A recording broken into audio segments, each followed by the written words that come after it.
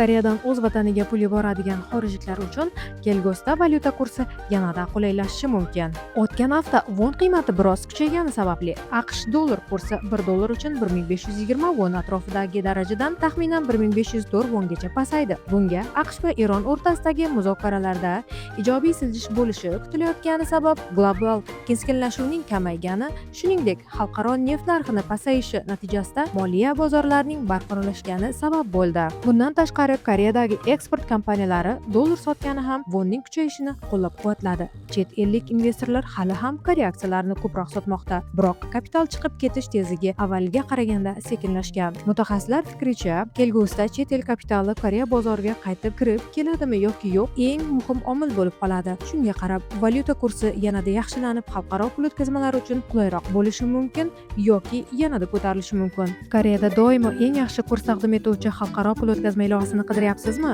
Unda hoziroq Cross ilovasini yuklab oling. Batafsil ma'lumot uchun profilimizdagi ro'yxatdan o'tish tugmasini bosing.